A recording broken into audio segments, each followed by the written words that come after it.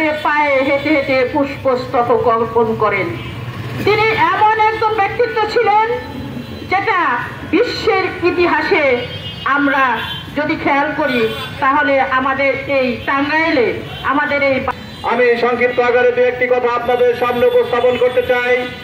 আপনারা জানেন বাংলাদেশের এই আজকের এই রাজনৈতিক প্রেক্ষাপটে রাজনৈতিক ক্রান্তি লগ্নে আজকে যে নেতাটি সবচাইতে বেশি প্রয়োজন ছিল তিনি হচ্ছেন মজলুম জননেতা মাওলানা আব্দুল হামিদ খান ভাসানী।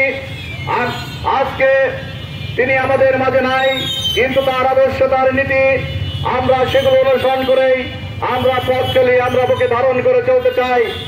আপনারা জানেন যেখানে অন্যায় আব্দুল হামিদ খান ভাসানী হুজুর প্রথম বাংলাদেশের স্বাধীনতার স্বপ্নদ্রষ্টা, তিনি বাংলাদেশের স্বাধীনতার বীজ বপন করেছিলেন।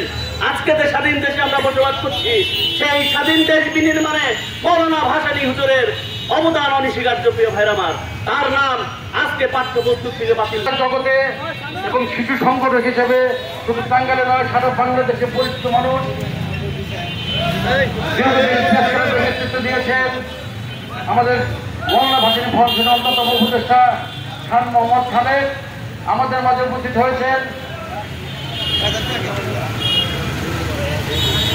মক্কা ইউনিয়নের সাবেক চেয়ারম্যান এম এ হামিদ আমাদের মাঝে উপস্থিত হয়েছে। পরবর্তীতে 52 ভাষা আন্দোলনে যদি সর্বদলীয় যে রাষ্ট্রভাষা 52 ভাষা আন্দোলনের যে সর্বদলীয় কমিটি হয়েছিল সেটার সভাপতি ছিলেন